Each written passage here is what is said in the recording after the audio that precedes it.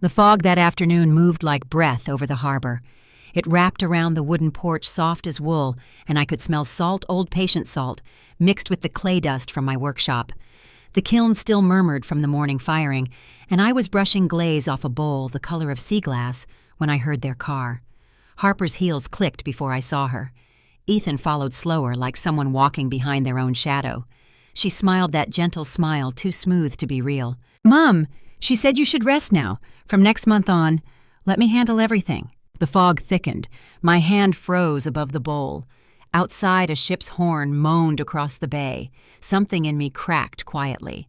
The kitchen light was the color of tired butter, making the steam from my tea look like ghosts. Harper placed a folder on the table. Her manicured fingers spread wide like she was showing me something delicate.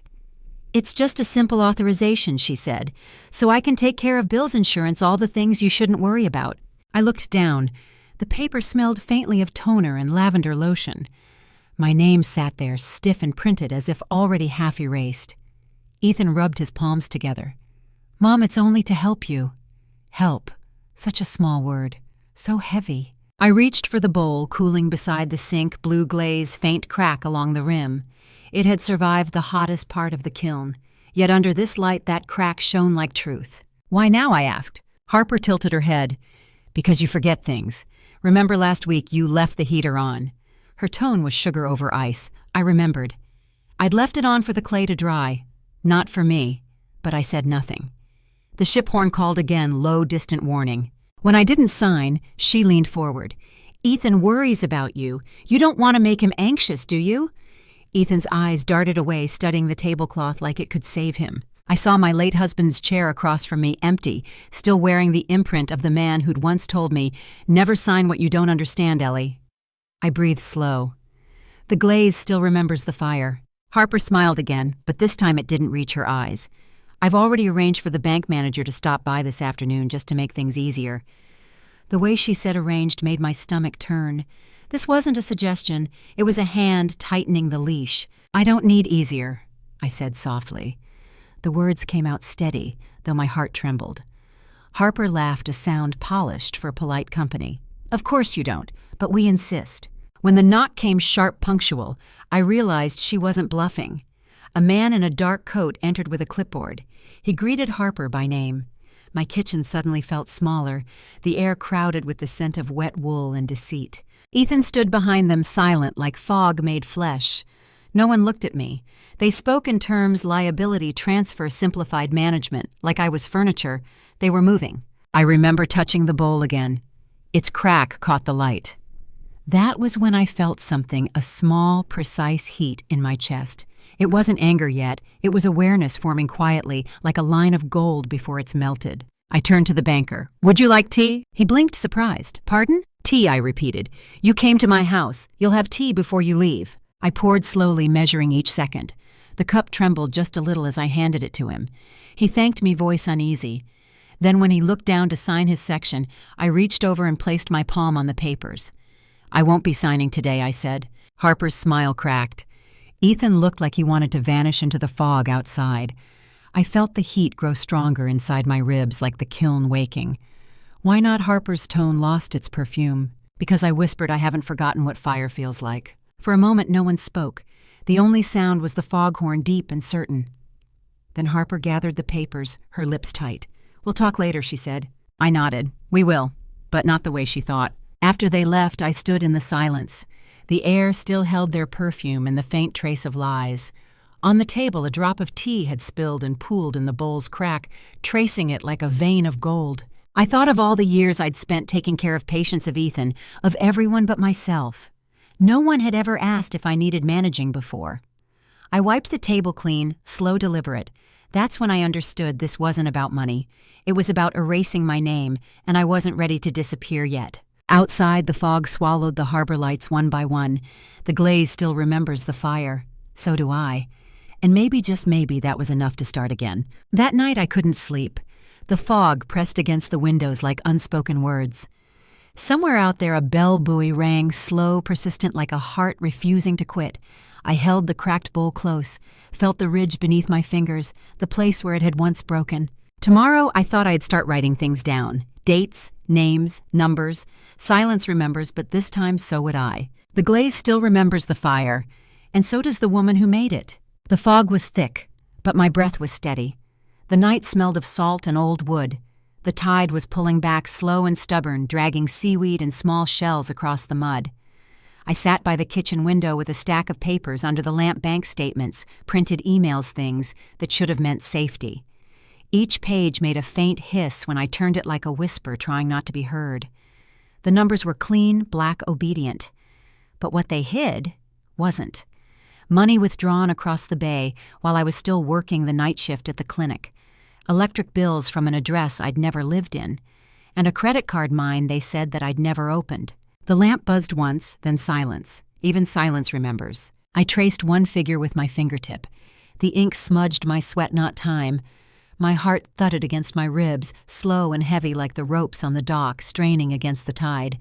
Somewhere out there a boat knocked softly against wood. Rhythm. Guilt. I thought of Harper. The way she'd once said, "Let me borrow your wallet for the pharmacy slip." How gentle her voice had sounded, all sugar, no salt. I wanted to believe it was a mistake. That's what mothers do. We build hope out of dust. But numbers don't lie. They just don't love either. I stared at the column of withdrawals, each one a small wound. I could almost hear them breathing, little thieves in the dark.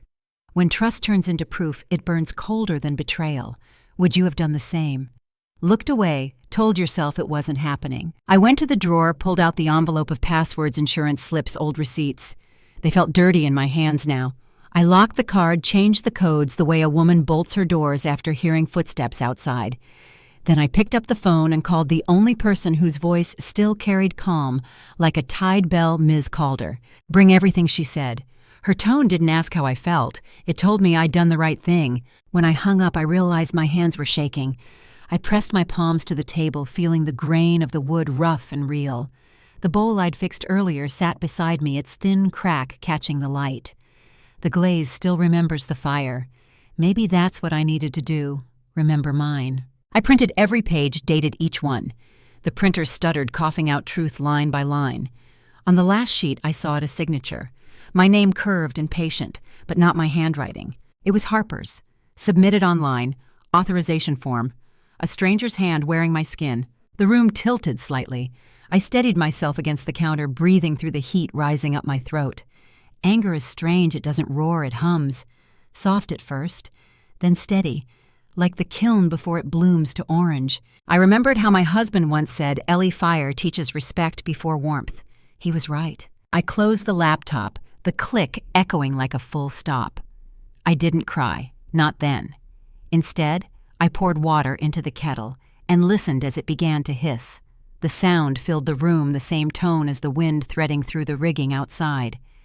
Heat. Yes, that was what I felt now. Not fear. Heat returning. If you've ever felt this kind of silence, the one that follows betrayal, tell me below. Because silence remembers everything. I wrote Ms. Calder's address on an envelope, sealed the papers inside. On the front, I marked the date. Not for the courts, for me. A woman should remember the night she stopped pretending not to see. By dawn, the fog had lifted a little. The world outside looked pale, rinsed, almost innocent. I opened the window. The sea air touched my face, cool and briny like forgiveness with teeth. Seagulls cried somewhere above the pier, voices sharp enough to cut through memory. I folded my hands over the bowl. Its crack had grown more visible overnight, the glaze tightening around it like healed skin. The bowl wasn't ruined. It was honest now. Trust without boundaries. Is that love or laziness? I'd called it kindness for years. But kindness without clarity is just surrender. I thought of Harper's new apartment, her laughter echoing off other people's walls, paid for with what she called help. And Ethan, my son, standing there between us, blindfolded by loyalty. Sometimes love turns us into accomplices to our own undoing. The fog rolled back in. I picked up the pen, the same one I'd once used to sign birthday cards. Prescriptions, promises. Now I wrote something else, a note to myself. Never again without reading twice. The glaze still remembers the fire, and so do I. By the time I finished, the kettle had gone quiet. The first light slipped through the curtain, soft as mercy. I looked at the smudged ink on my fingertips, proof that I was still here, still capable of burning. The numbers, though, they didn't care. They never do. Numbers don't know tenderness or history or ache. Numbers don't know the woman behind them. I exhaled, then whispered to the empty kitchen, "The numbers don't love anyone." And the fog outside nodded back. Friday smelled like lemon polish and sea wind, the kind of wind that creeps through every crack in an old house, reminding you how fragile walls really are. I'd opened all the windows that afternoon. Let the salt in. Let the past out. By sunset, the living room was bare. No flowers, no silver tray, no television humming nonsense in the background, just the soft ticking of the clock and the echo of my own footsteps across the wooden floor. It was supposed to be our family dinner night, but this time I wasn't setting the table. This time I wanted them to see what they'd emptied long before they touched a single thing. When Harper walked in, her heels cut through the silence. She froze, scanning the room like a realtor appraising value. "Where's the TV?" she asked. Not, "Are you all right?" Not, "Do you need anything, Mom?" I could almost hear the waves slapping the pier outside. "I gave it away," I said, keeping my voice even. Didn't need it anymore. Her eyebrows twitched the smallest crack in her perfect expression. Ethan followed behind her holding a bottle of wine. He tried to smile like it could glue things back together. "Mom, we thought we could eat early tonight." Harper made reservations. "Then you should go," I said. I pulled one of the wooden chairs from the wall and set it in the center of the room. Then I sat down, straight-backed, hands on my knees. The light from the harbor filtered through the lace curtains, painting stripes on the floor. Harper looked uneasy. "Mom, what's this about?" I nodded toward the folder she'd left here last week. "If someone wants to manage my money," I said, "then I'll need cash first, in hand." Her face didn't change right away. It shifted like porcelain heating too quickly. Then the smile came, but it wasn't kind. "Mom, you're not thinking clearly. You've been under stress. Ethan and I only want what's best for you." Ethan cleared his throat. "Harper just wants to help." I almost laughed. The sound died in my chest. That line, "she just wants to help." I'd heard it my whole life, wrapped in different voices. From doctors, from church committees, from every person who ever thought they knew me better than I did. I looked at my son. "And you? What do you want?" He blinked, caught off guard. "I want peace, Mom." "Peace comes with truth," I said. "And bills paid by the right hands." Harper's posture straightened. She crossed her arms. "You're making this harder than it needs to be. You're being dramatic." Outside, the lighthouse beam swept across the window, one clean white stroke of light. It passed over us like judgment. I felt calm, almost cold. I'd been many things in my life, wife, nurse, caretaker, but never an inconvenience. Until now. "I'm not serving dinner tonight," I said. Harper blinked. "Excuse me? I'm not cooking. Not for people who confuse convenience with care." She frowned, that thin line of irritation cutting through the mask. We thought she started and then stopped herself. That's when she said it, almost by accident, almost casually. "We just needed somewhere comfortable to stay when we visit." There it was, the real sentence behind all the small talk. The truth slipped out like oil from a cracked jar. A place to stay, a wallet to lean on, a mother to manage. I didn't raise my voice. I didn't throw anything. I just stood up, pushing the chair back slowly until it hit the wall. The sound echoed through the house like a gunshot. "Comfort," I said softly. "That's what you want, not family." For a moment, no one moved. Then Ethan looked at Harper, just a flicker, the kind of glance that says you've gone too far. But it was too late. The heat rose in my chest, not fury, but clarity. The kind of heat that reminds you of who you were before you let anyone rewrite you. I walked to the kitchen, turned off the stove, and let the pot of soup cool untouched. Behind me, I heard Harper's sigh, the sound of disappointment without guilt. "Mom," Ethan said quietly, "please don't do this." I turned hand on the counter. I already did. If you've ever stood in your own house and felt like a guest, tell me below.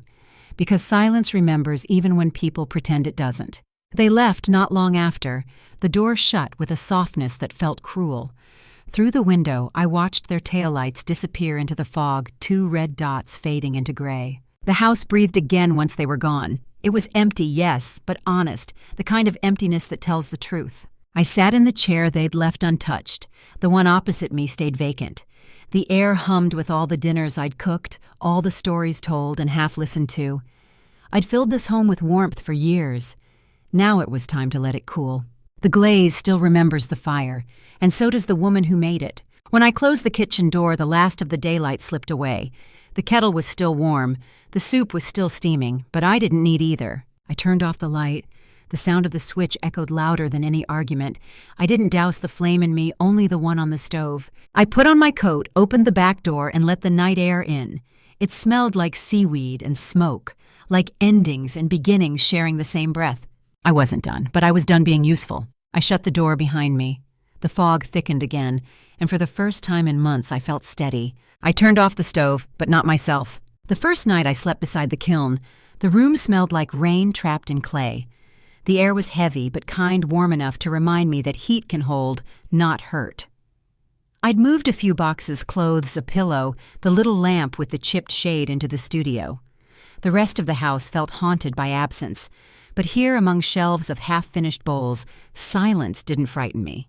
It was company. It breathed. The wind from the harbor pressed against the old wooden door, soft but insistent. Every gust carried a sound rope slapping amassed gulls crying at invisible tides. Each sound belonged to something alive moving, and for the first time in weeks, I wanted to move too. I sat at the small work table, opened my black fabric-covered notebook, and wrote, Thursday, 7:15 p.m., new address, new air. The pen shook a little. My handwriting looked older, but it was mine. That mattered. When Ms. Calder called, her voice was calm and clear like glass. She said, Eleanor, you need to start documenting everything. No emotion, just facts. Her voice carried a discipline I didn't have yet, the kind of control that sounds like mercy when you're broken. Write dates, amounts, screenshots, she said. Even if it hurts, I asked.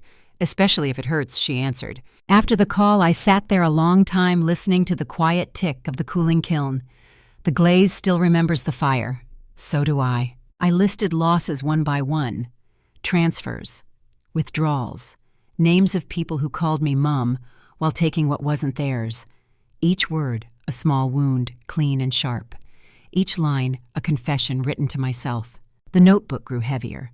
Not from ink, from truth. It's strange how clarity can weigh more than grief. I stopped when my eyes blurred. The lamp flickered once, then steadied. Outside the wind rose again, cold this time. It pushed the door just enough to make it groan, winter breath on wood. I wrapped my shawl tighter and poured tea into a cracked mug. The steam curled toward the ceiling, tracing invisible shapes. For a moment, I imagined my husband's hand fixing the hinge on that same door, humming tunelessly. The ache was still there, but it had softened like the clay after rain. Would you have done the same, stayed and fought alone? Or would you have let the storm take the rest? I don't know. All I knew that night was that silence had stopped being cruel. It had turned honest. Later, while labeling jars of glaze, I realized what Ms. Calder meant. To name something isn't just to know it, it's to begin healing it. I wrote fraud beside the dates, betrayal under the names. Then with trembling fingers, financial abuse at the top of the page. That phrase sat there like a truth I'd been too polite to speak. Financial abuse. It sounded clinical, almost harmless, until you understood it meant theft disguised as care. Control disguised as love. The words changed the room. It wasn't my shame anymore. It was evidence. The glaze still remembers the fire, and the fire remembers the hand that shaped it. When dawn broke, the light was thin and white like porcelain before the heat. I brewed new tea and opened the bank files again. The cursor blinked on the screen, patient, merciless. Then I saw it a loan I hadn't taken. Mortgage extension. My address, my name, Harper's signature. For a long time I didn't move. The kettle clicked off behind me. The wind stopped. Even the gulls seemed to hold their breath. My body reacted before my mind did, a tightness in the chest, that sharp flutter you feel when the earth shifts under you. It wasn't just about money anymore. It was about being erased. I whispered out loud to no one enough. It wasn't a scream. It was an exhale that had waited months to exist. If you've ever said that word and felt your lungs widen, you know the kind of freedom I mean. The kind that doesn't sound heroic, just steady. I tore the printed statement in half, then into smaller pieces. Each tear made the paper softer. I dropped the shreds into the waste bin, then reached for my notebook again. Under the last entry, I wrote, "New debt. Not mine." The ink bled slightly where my hand trembled. I let it. Let it show. Let the stain be proof that I was still learning how to hold truth without breaking. The kiln clicked back to life with a low hum filling the space with quiet heat. The glow touched every surface, jars, brushes, bowls, turning ordinary things to gold for a moment. I closed my eyes and breathed in the smell of clay and smoke. It no longer reminded me of loss. It smelled like rebuilding. Maybe this is what starting over sounds like: a woman writing alone next to her own fire. When I looked at the notebook again, it wasn't frightening anymore. It looked like a map, each line a direction back to myself. I don't know how long I sat there. The kettle cooled, the fog lifted a little. Outside, the first light touched the ocean, pale and shy. I touched the cover of the notebook, felt the rough fabric under my fingers, the faint tremor of the pen still inside it. "Name it," Ms. Calder had said, "because naming is how we stop pretending." I whispered to the quiet room, "Placing a name is where healing begins." The glaze still remembers the fire, and so does the woman who refuses to stay unshaped. The hall smelled of old wood and candle wax. It was late afternoon, the kind of hour when light thins to honey and every sound feels borrowed. Dust drifted through the stained glass window, red and gold over the empty chairs. I'd asked to meet here in the parish room behind the church, not for God, but for gravity. When a place holds silence long enough, it learns how to tell the truth. Harper arrived first, perfume before footsteps. A scent I used to associate with kindness. Now it just reminded me of polished lies. Ethan followed his tie-crooked eyes on the floorboards as if they might save him. He didn't look at me, not once. "Mother Harper," said that voice syruped in charity, "I'm glad you asked to talk. We can fix this quietly." She set her purse on the table like a crown. I opened my folder. The papers inside were thin, but they cut like blades. Receipts, statements, a notarized list from the bank. And at the top, Ms. Calder's letterhead.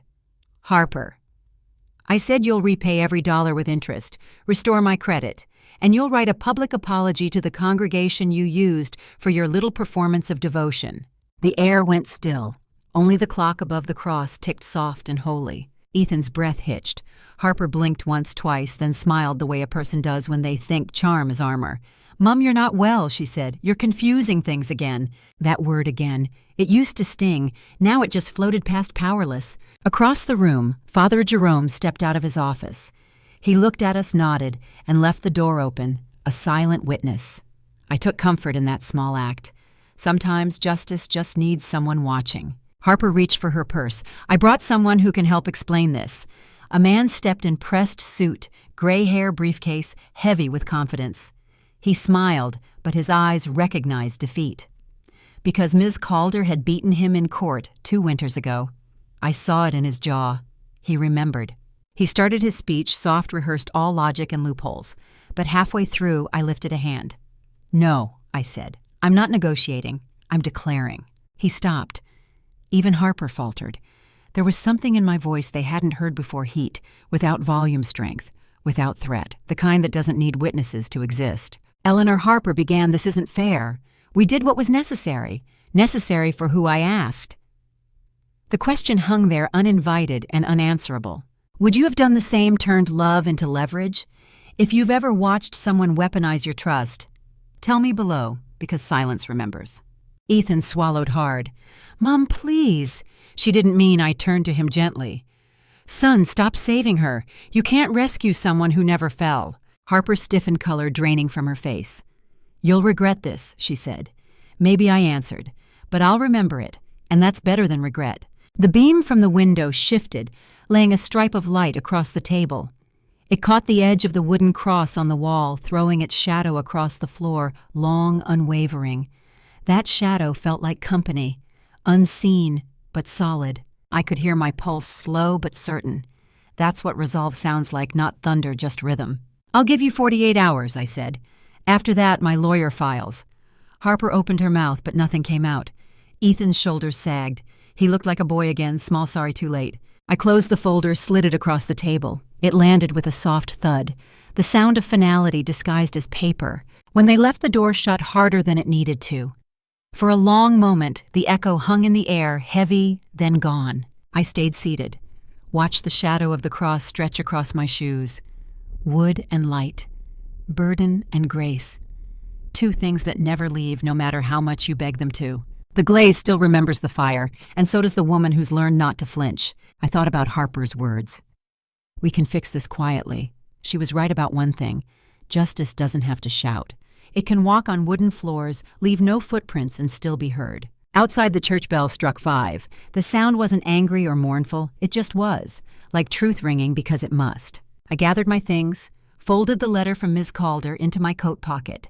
My hands didn't shake this time. They were steady, old-veined, and strong. When I stepped outside, the wind cut through my hair, cold but cleansing.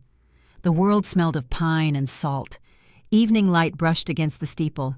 Somewhere behind me, the cross's shadow lengthened across the empty floor, still reaching. I whispered to it to myself.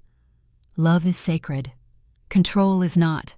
Then I walked towards the fading sun, each step firm on the cobblestones, each breath quieter than the last. I chose to stand with myself. The sea was loud that morning. Gulls circled above the pier, fighting the wind, their cries echoing through fog. I stood by my window, tea, cooling in my hands, watching smoke rise from the chimneys. It was supposed to be a quiet day, but quiet can turn sharp when the world decides to talk about you. By noon, the whispers had reached even the fish market. Poor Eleanor, they said, losing her mind. Her daughter-in-law says she can't remember her own name. I didn't need to hear it in person. The town hums like a net. Nothing escapes it. Harper had posted it online, a gentle, poisonous essay about loving someone through their decline. She called me forgetful, confused, lost. It was written beautifully, like a eulogy for someone still breathing. I stared at the screen, my face beneath her words. A photo from my garden hands and the soil proof I was still alive used to frame a lie. The comments came fast. You're such a good daughter-in-law, so hard caring for elders. Bless your patience. Bless your patience. It tasted like rust. Would you have stayed silent too if the lie came wrapped in pity? I didn't reply. I didn't need to. Silence remembers. Instead, I began collecting. Screenshots, URLs, timestamps, each word copied like a shard of glass. Ms. Calder told me, you can't fight rumor with noise, Eleanor. Fight it with evidence. So I did. But evidence doesn't warm a house. By evening, the phone stopped ringing. Neighbors stopped waving. And the town that once smelled like sea and soap began to smell like judgment. That night, Marjorie came over. She carried mint tea and the kind of calm you can't fake. She sat across from me, hands steady on her cup. Then she said, "The lighthouse doesn't argue with storms, you know. It just stays lit." Her voice cracked something open in me. Because she was right. I'd been shouting inside, trying to prove I wasn't broken. But light doesn't need permission to shine. It just does. The next morning, I opened my studio doors. The smell of clay and ash rushed out thick, grounding, forgiving. I swept the floor, wiped the tables, and turned on the kiln. Blue fire flared inside alive again after months of silence. By the end of the week, I'd invited the older women from town to come shape clay with me. They came in pairs carrying thermoses and aching joints, laughter hidden under shawls. We started slow, making small bowls, uneven mugs. I told them to breathe with their hands, not their mouths. "Don't rush," I said. "The earth knows when you're lying." They laughed. Then one of them said, "It feels like therapy." Maybe it was, for them, for me. We worked while the wind pressed against the windows. I could hear the ocean's rhythm, the same rhythm that once rocked me to sleep. It was strange realizing how much peace sounds like persistence. Word spread faster than rumor. People began to visit the studio not out of curiosity but need. They wanted to touch something real, something that wouldn't scroll away. Someone filmed me one afternoon repairing a cracked bowl with gold lacquer. "Why not throw it away?" they asked. I smiled, because cracks tell the truth. That short clip, just 20 seconds, traveled through the same town that had once whispered my downfall. By the end of the week, strangers in the cafe were saying, "Did you see Eleanor's video, the one with the gold bowl?" They didn't talk about dementia anymore. They talked about resilience. I didn't gloat. I didn't even respond. I just kept working. Because fire doesn't explain itself, it burns. Still, there were nights when the noise returned. Someone would message, "Your daughter-in-law only meant well." I'd close my eyes, breathe in the clay dust, the mint tea, the kiln's low hum. Then I'd whisper to the empty room, "The lighthouse doesn't argue with storms." Sometimes I'd imagine Harper scrolling through the video, seeing my hands steady, my voice clear. Maybe she felt something, maybe not. Either way, it wasn't my business anymore. If you've ever been called weak while standing tall, you understand this piece.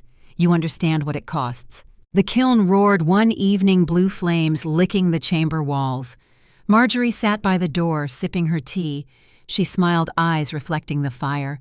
"You're glowing again," she said. I laughed quietly. "It's just the heat." But we both knew it wasn't. It was something stronger, the kind of warmth that doesn't come from forgiveness, but from survival. The glaze still remembers the fire, and so do I. Later, when the others left, I stayed alone. The studio smelled like smoke and mint.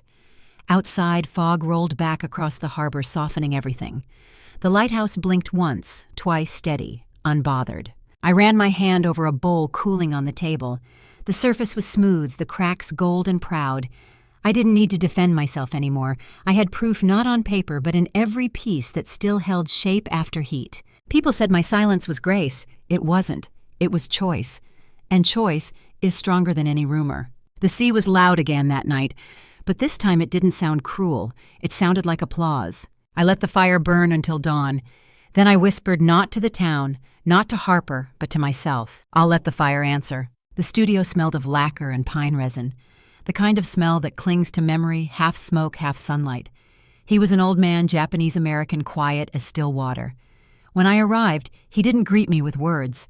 He handed me a cracked bowl and a brush dipped in gold. "Don't hide the break," he said softly.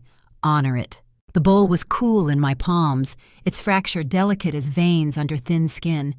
I hesitated, afraid of ruining it further. He watched me for a moment, then smiled. "Beauty," he said, "isn't what survives untouched. It's what returns from fire." That's how I learned kintsugi, the art of mending with gold. Each brushstroke a promise that damage could still shine. For weeks I practiced under his patient eyes. Gold dust clung to my fingers like forgiveness refusing to leave. Sometimes I'd lift the finished pieces into the light, watching the gold catch fire against the cracks. It reminded me of something I'd nearly forgotten. The glaze still remembers the fire. He asked one day, "Why do you want to learn this?" I said. "Because everything I loved cracked." He nodded. "Then you're ready to repair, not replace." Would you have said the same if the person who hurt you still smiled in your memory? When I came back to the harbor town, the sea looked different. Not calmer, just clearer. I opened the studio doors again, the same ones that once hid my shame. This time I invited others to bring their broken things. We called it the Repair Workshop. People came from every street, women with chipped vases, men clutching old teapots, even a boy with his mother's porcelain cup wrapped in a scarf. They arrived carrying objects, but they brought stories too. One woman whispered, "This bowl belonged to my mother. She dropped it the day my father left." An old fisherman said, "This jug was on our table every Sunday. Then she died, and I couldn't look at it." We sat around the long table, brushes and dust before us, the kiln humming softly in the background. As they painted the gold into their cracks, their voices softened.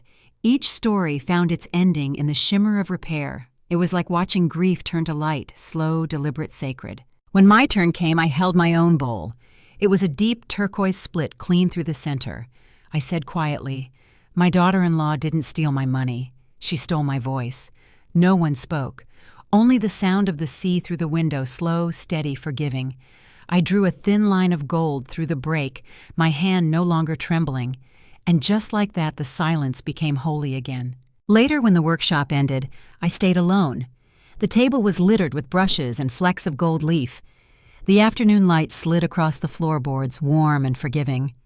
I thought about Harper, about Ethan, about the woman I used to be, the one who apologized for existing too loudly. Healing doesn't look like forgiveness.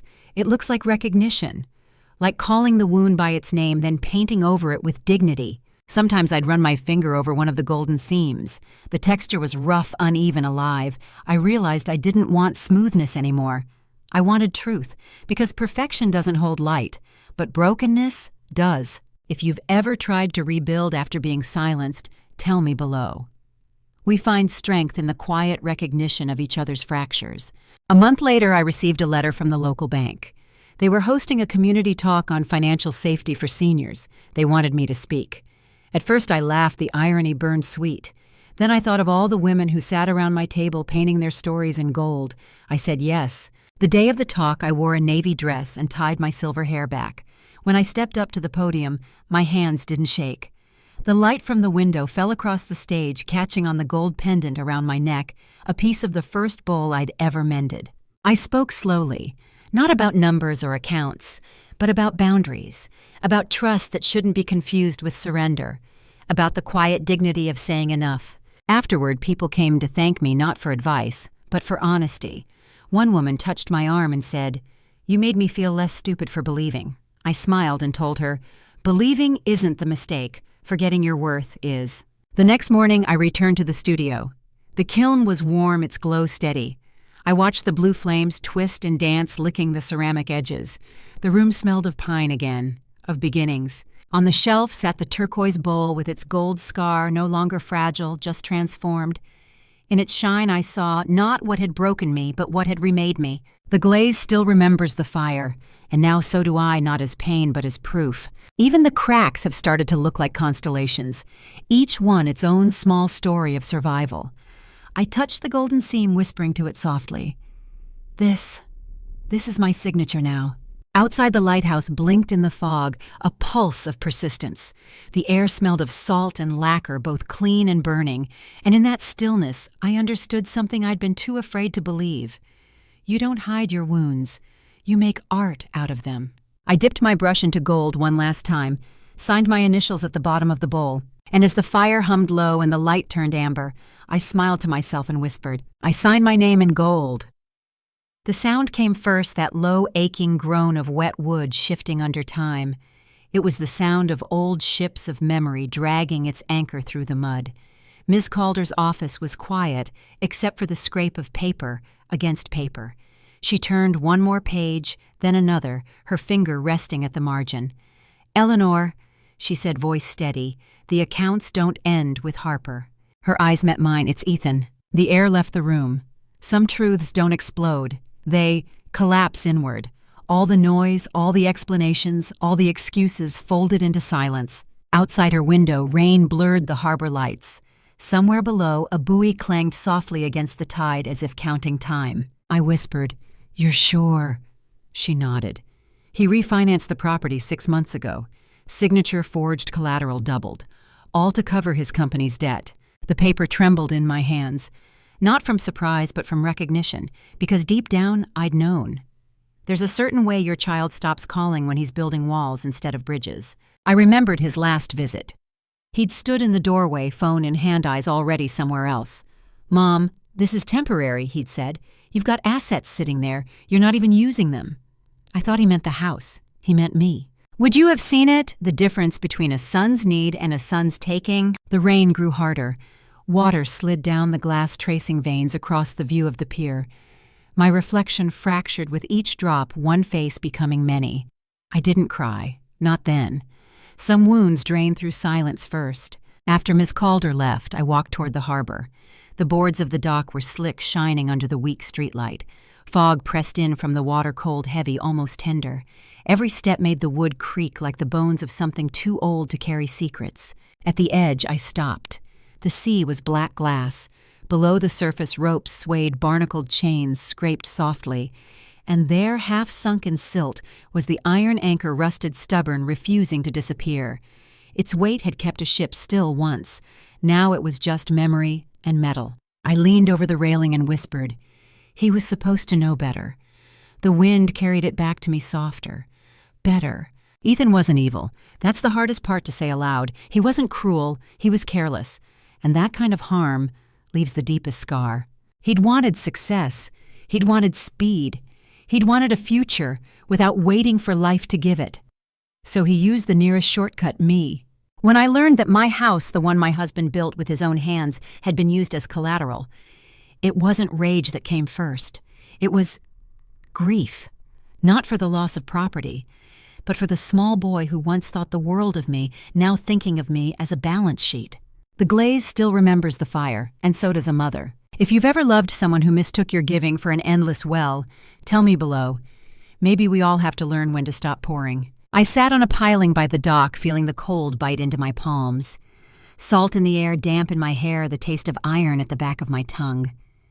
There was heat, too. Not anger, just the slow ignition of awareness. That moment when pain hardens into clarity. Love and boundaries. They sound like opposites, but they're the same act protection. For years I'd believed that loving meant enduring, that a mother's silence was the highest form of patience. But silence doesn't always heal. Sometimes it hides the wound too well. I closed my eyes and saw him as a child again.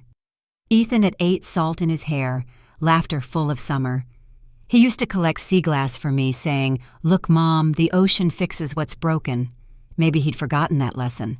Or maybe I did. I stood. The fog had thickened, curling around the pylons like breath. The anchor glistened under the lamplight rust, turning red against the grain. I walked closer, ran my fingers over the rough metal. It was cold, coarse, unyielding, like truth. "Love doesn't mean letting yourself drown," I whispered. "Not even for your own blood." The echo in the mist was almost kind. I reached into my coat pocket and took out the folder Ms. Calder had given me. Documents, statements, evidence. Papers soaked fast in the damp air, edges curling. I tied them with a string, looped it once around the old anchor, and let it drop into the water. It sank with a dull sound, swallowed whole. No revenge, no spectacle, just release. The harbor was still. Even the wind held its breath. For the first time, I didn't feel abandoned. I felt anchored in truth, not illusion. Ethan would face what he'd done. The law would handle the rest. But my forgiveness, that would take time. And that's all right. Healing isn't about speed, it's about direction. I watched the ripples widen until they vanished. The water closed like a wound, deciding to scar. The smell of salt rust and rain mingled in the air, bitter, real cleansing. The glaze still remembers the fire, and I remember the lesson: a mother's heart can love and still let go. Somewhere in the distance, a ship's horn sounded low, final, beautiful. It echoed through the fog like a prayer that knew no audience. I turned from the sea, tightened my scarf, and whispered one last time, "I tie my anchor to the truth." The hall smelled faintly of old varnish and candle wax. Morning light slipped through the stained glass windows, cutting the air into fragments of color. Someone had arranged folding chairs in careful rows, blue metal cold to the touch. When I entered, every conversation softened, then settled into silence. It wasn't hostility, it was waiting. Ms. Calder stood near the lectern, papers neatly stacked before her. Her voice when she began was steady, ritualistic almost. Each clause she read felt less like a contract and more like a prayer. No anger, no judgment, just wait. "The parties agree to restore in full the amount taken." Her tone could have been from a Sunday service. "The parties will issue a public apology." Her eyes didn't waver. "And both will attend a course on financial ethics and elder protection." I could feel the ink soaking into paper even before they touched the pens. Murmurs moved like wind through wheat, faint, restless human. Some in that hall had known me for decades. They'd watched Ethan grow up. They'd brought casseroles when my husband passed. Now they were witnesses. Harper sat stiffly, the mask she'd worn for months cracking around her mouth. When the words "public apology" reached her ears, something inside her flinched. Ethan stared down at his shoes, those same leather loafers he'd worn the day we signed the mortgage. His hands trembled. For a second, I thought he'd cry. He didn't. Would you have wanted tears or truth? When Miss Calder handed me the pen, I hesitated. The black ink glistened like calm water before a storm. I thought of every lie that had brought us here, every "it's just temporary," every "you'll get it back." My fingers closed around the pen. The paper waited, and I signed. The sound was small, a whisper of friction, a life reduced to strokes and curves. But it carried through the room like thunder under skin. Mothers understand that sound, the sound of letting go and standing firm at once. Ms. Calder turned to the microphone.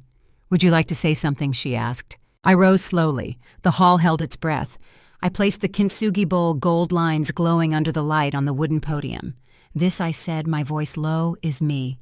Not perfect, not unbroken, but whole. Again." Someone coughed softly. A chair creaked, then stillness. "I was told to hide my cracks," I continued, "to keep quiet, to forgive quickly. But silence isn't always peace. Sometimes silence remembers." I traced one golden line with my fingertip. "This bowl cracked once, and yet look, it shines brighter where it broke." No applause followed. Only warmth, that quiet, invisible applause that lives in the air when people understand. If you've ever had to find justice without shouting for it, you'll know this silence. It isn't emptiness, it's arrival. Ethan stood, then signed beside my name. Harper followed. Her signature was quick, sharp, like she wanted it to end before she could feel it. Ms. Calder collected the papers, her movements precise, respectful. The ink bled slightly on the edges, black veins across white. "Justice doesn't need to roar. Sometimes it just needs to stain. I sat again, palms open on my lap. The church bell struck 10. Sound rolled through the windows, through me through the years. And in that ring of sound I felt something shift. Not triumph, not even relief. Just balance, a stillness inside the storm. When Ethan turned toward me, his eyes didn't ask for forgiveness. They asked for understanding. I gave him neither. Not yet, but I didn't turn away. That too was mercy. The meeting dissolved quietly. Chairs scraped, doors opened to the cold. People spoke softly as if leaving a memorial rather than a legal session. Outside, the wind carried the smell of paper and rain. I held the bowl against my chest. It was warm from my hands from the moment, and I thought maybe justice isn't loud because truth doesn't need an audience. The glaze still remembers the fire, and I remember the lesson. Strength doesn't always raise its voice. Sometimes it signs its name in silence. If you've ever found your peace not in shouting but in standing still, share this moment with me, because not every victory wears a crown. Some just breathe. I looked once more at the ink drying on the page, my name beside theirs, dark against white. No courtroom, no headlines, just paper pen and the weight of honesty. Justice doesn't echo, it absorbs. The hall lights flickered off behind me as I stepped into daylight. The air smelled like dust and clean paper. A small gust lifted the corner of my shawl, brushed the bowl's rim, caught a glint of gold. It wasn't applause, it wasn't forgiveness, it was closure. I whispered to the wind. The paper speaks for my heart. The workshop was quiet that night, the kind of quiet that feels alive. The tide outside moved slow, brushing the rocks like breath on glass. Through the window, the lighthouse beam swept across the sea, then across my walls, and for a brief second the gold seams on the kintsugi bowl caught the light, a flash of warmth, like the heart remembering itself. I was rinsing my brushes when I heard the knock. 3 soft taps, hesitant, familiar. When I opened the door, Ethan stood there. He looked smaller somehow, not in height, but in spirit. The lighthouse light slid across his face, revealing eyes that had learned what shame felt like when it stopped pretending to be pride. "Mom," he said quietly, "I started therapy." I didn't speak, just stepped aside. He entered the way the sea reclaims what the storm once took cautiously with care. I poured tea, set the 2 cups on the table. Between them, the golden bowl glowed faintly beneath the slow turn of the lighthouse beam. It pulsed like a living thing. We sat. Not as we once were, but not strangers either. For a while, only the sound of porcelain meeting wood filled the air. Then he spoke again. "I don't know how to fix it," he said. "I just don't want to lose you." The steam curled between us, carrying the scent of jasmine and burnt sugar. I met his eyes. "There's no us the way it was, Ethan. If there's to be something again, it has to be built on respect." He nodded. Tears gathered, fell quietly. Not the tears of guilt, those are loud and urgent. These were quieter, like water seeping into dry earth. The lighthouse turned again. Its light grazed the bowl gold, flashing against sea-green glaze. It felt as though the universe itself was reminding me the glaze still remembers the fire. "Would you have opened the door or kept it shut safe behind your piece?" He reached into his pocket, pulled out a photograph, Harper smiling faintly, her hand resting on her belly. "She's pregnant," he said. His voice cracked just a little. "The baby. It isn't guilty of what we did." The word caught me by surprise. He'd finally included himself in the wreckage. I looked at the photograph again. A new heartbeat, a new beginning, and a question I wasn't sure I could answer. Could I love the child without losing myself again? Could I hold life and boundary in the same trembling hand? The tea had cooled by then. I sipped it anyway, bitterness and warmth together. He waited for me to speak, but I didn't rush it. Mothers spend half their lives speaking for others, the rest learning to speak for themselves. "I hope I finally said you give that child what you never gave yourself, patience." He looked at me, not like a son looking for approval, but like a man who'd finally met his own reflection. That too was healing. We sat in the rhythm of the lighthouse light and shadow crossing our faces in turn. I thought of the nights I'd prayed for him to return, and the silence that followed every unanswered prayer. Now that he was here, I realized I didn't need his apology to live. I only needed my peace to stay. If you've ever loved someone enough to let them back in, but not enough to let them break you again, you'll understand this kind of forgiveness. It's quiet, firm, tender, like the rim of a repaired bowl, strong, but still remembering the fracture. The clock ticked softly. The tea grew cold. The night deepened. And when the beam swept one last time across the window, I saw his face illuminated, not the boy I'd raised, but the man finally learning to stand in his own fire. I reached for the bowl between us, turned it gently in the light so he could see. "Do you remember this?" I asked. He nodded. "It cracked once," I said, "but it didn't break apart." He smiled through his tears, and for a second I saw the child who used to hand me seashells, as if each one was treasure. He rose slowly, hesitated as if to hug me, but stopped when he saw I didn't move. He understood. Boundaries don't mean rejection. They mean rebuilding with honesty. The beam from the lighthouse lingered once more, a sweep of gold across the repaired bowl, then across the door as I walked him out. At the threshold he said softly, "I'll come again, when I'm ready." I nodded. "You know where the light is," I told him. He smiled, then stepped into the fog, his shadow dissolving into the rhythm of the sea. Inside the room still held his warmth and the faint scent of tea and salt. I stood for a while watching the gold on the bowl shimmer under the moving light. It pulsed like a heartbeat I hadn't noticed was still there. The glaze still remembers the fire, so do I, but now it doesn't burn, it glows. I turned off the lamp, walked to the door, and whispered into the night. I opened the door, not the safe. The hall smelled faintly of polish and citrus oil. Rows of folding chairs gleamed under the soft hum of fluorescent lights. I stood behind a wooden podium, the same one they used for charity drives and retirement parties. Outside, rain pressed against the windows, slow, rhythmic, patient. Inside, 100 eyes waited for me to begin. Not as a victim this time, but as someone who'd learned how to guard her own peace. "My name is Eleanor," I said softly, and I used to believe kindness meant never saying no. A few heads nodded. Others looked down, already recognizing themselves in that sentence. I lifted the small kintsugi bowl I'd brought along. Its golden veins shimmered beneath the light's proof that even what breaks can hold beauty. This, I said, is what saying no can look like. Laughter rippled gently through the room, warm and human. I smiled, not the nervous kind, but one that came from steadiness. That week I'd spoken at the local bank, then the senior center, then the vocational school. 3 very different rooms. 3 very similar silences. When I asked, "Who here has ever given away more than they could afford?" every hand went up. I taught them passwords first, the easy kind of safety. Then how to set limited authorizations, record transactions, store documents properly. But the real lesson came after the spreadsheets. How to say no, I told them without apologizing for protecting yourself.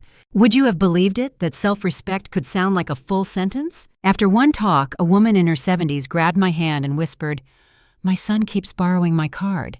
I never wanted to upset him. I looked her in the eye and said, "You can love him, and still lock the drawer." Her fingers trembled around mine. "I didn't know that was allowed," she said. "Neither did I, once." Back home, the workshop was filled again, every stool taken, clay drying on palms. The local paper had printed a photo of the golden bowl under the headline, "The Town That Learned to Mend." It made me laugh. Not out of pride, out of disbelief that something so simple could ripple so far. The smell of wet earth, of glaze, of faint smoke from the kiln, it filled every breath. When the fire flared blue, I thought of every part of me that had cracked before. The glaze still remembers the fire. And so do I. During one quiet afternoon as the students left and the light shifted toward evening, I stood before the vault where I used to keep my savings. On its door, a new sign gleamed, "No access." Beside it, a family photo, Ethan Harper, the newborn, wrapped in pale yellow. 2 images side by side, boundary and love, safety and softness. And I realized this was balance. For decades, I'd mistaken fear of loneliness for generosity. I'd believed that being needed was the same as being loved. But the truth came slow like gold through a brush tip, deliberate, permanent. The fear of being alone had made me accept too much. That fear was the real thief. If you've ever kept quiet just to stay included, you'll understand this kind of awakening. It doesn't roar, it exhales. A few months later, I started mentoring a group of widows, not with money, but with guidance. Budgeting boundaries, the courage to demand transparency. They called me their financial godmother. I preferred friend. We shared tea tears and stories of misplaced trust.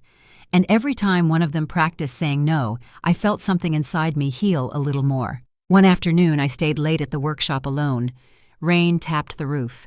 The kiln's warmth wrapped around me. On the table lay a new bowl waiting for its final line of gold. My hand hovered over the brush. I thought of every yes that had cost me pieces of myself, and every no that had built me back. Heat, stillness, light flickering through the cracks like truth through skin. I whispered, "I'm not afraid of empty rooms anymore." Outside, thunder rolled softly. Inside, the kiln hissed blue, then orange, then quiet again. The air smelled of rain and metal and peace. If you felt that kind of peace, the one that comes not from forgiving others, but from forgiving yourself for staying too long, you know what I mean? Share this silence with me. When I finally closed the workshop for the night, the vault light blinked once as if nodding goodnight. The no access sign gleamed softly in the dark. Beside it, the family photo caught the last reflection of gold from the kiln. Two worlds in balance, one protected, one open. The glaze still remembers the fire, and now so do my boundaries. I sat down, pen and paper beside me, and wrote the word no again and again, not in anger, but in gratitude. Each stroke steadier than the last. When dawn came, the letters shimmered under the first light. I smiled, traced them with my finger, and whispered. I practiced the word no until morning. The morning the baby was born, the sea was quiet. Not silent, never silent, just calm, like it was holding its breath with me. The gulls traced slow circles above the roof, and through the open window of my workshop, I heard the faint slap of waves against the pier. The air smelled of salt, warm milk, and new beginnings. That's how I remember it, soft, unassuming, and holy in its own small way. I held the baby beneath the window, his skin still flushed with that first light of life. Outside, the lighthouse beam swept past, and the reflection caught the rim of the kintsugi bowl on the table, gold trembling over glaze, over memory, over forgiveness. The light landed briefly on his eyelids, and I whispered, "See? Even cracks can shine." Harper sat nearby, quiet. Her defiance was gone, melted into something closer to humility. She wasn't fragile anymore, just human. Ethan stood a step back, his hands twisting nervously, waiting for permission to belong again. I didn't grant it. Not fully, not yet. Some doors don't reopen, they're rebuilt. When I looked at him, I saw both the boy I'd raised and the man who had wounded me through carelessness, not malice. Time had softened his edges, and the space between us, once sharp, felt bearable. I placed the bowl beside the cradle, its golden scars glowing in the morning sun. "This is for him," I said quietly. "Not because it's perfect, but because it remembers." Harper looked up. "What does it remember?" she asked. "The fire," I said. "Always the fire." The baby stirred his small fist, curling toward the light. And for the first time in years, I felt something inside me unclench, not joy, not forgiveness exactly, but peace with the shape of what remains. Would you have held the child, or walked away from the history attached to his name? Later that week, I gathered them both at the kitchen table. The same table where once I'd been betrayed, and where silence had screamed louder than truth. Now sunlight pooled on the wood like honey. I slid a paper toward them, the boundary agreement. It read at the top, simple, clear, with signatures already waiting. Harper's fingers trembled as she reached for the pen. Ethan's eyes searched mine, waiting for judgment. There was none, just steadiness, the kind that takes a lifetime to earn. "This isn't punishment," I said. "It's a map, so none of us lose ourselves again." They both signed. No tears, no speeches, just the sound of ink binding promise to paper, the sound of repair. That night I sat in the church hall, the same place where we'd faced truth a year ago. Now it was dressed for celebration. Candles lined the altar, and on the center table rested a small stack of my books. The glaze still remembers the fire. People came, neighbors, widows, old friends, faces that had once watched my downfall now gathered to witness my rise. I spoke of lessons, not wounds, of systems, not blame. And as I lifted the golden bowl under the cross-shaped light, I said, "Cracks are not the enemy. Hiding them is." Applause followed, gentle, restrained, respectful. But what mattered was the quiet afterward, that sacred stillness when understanding finally replaces pity. If you've ever walked through ruin and found peace in your own reflection, you know this silence. It's not empty, it's earned. Weeks passed. Life returned to its rhythm waves, clay tea, and the steady hum of the kiln. Sometimes Ethan visited with the baby. Harper joined, her eyes softer each time. They brought laughter that didn't sound borrowed anymore. I kept my boundaries, but I also kept the kettle warm. One afternoon, I sat again in my kitchen, the same place where everything began. Steam curled above my cup, but this time the tea rested in the kintsugi bowl. The gold lines caught the afternoon sun and painted tiny rivers of light across the table. I watched the baby reach for the glow, his reflection dancing in the rim of gold. He giggled a sound so pure it brushed away the last trace of bitterness. The glaze still remembers the fire, but it also remembers cooling the patience it takes to become whole again. Peace, I realized, isn't something we find. It's something we forge, like gold pressed into a fracture, soft first, then strong forever. If you've ever rebuilt yourself from what was left behind, you understand this kind of peace. It doesn't shine to impress. It shines to survive. Outside, the sea was still again. The light from the lighthouse turned once, then faded behind the evening mist. I looked down at the bowl, at the baby's tiny hand gripping the air, at the reflection of my own tired smile, and whispered. The gold was always in the cracks.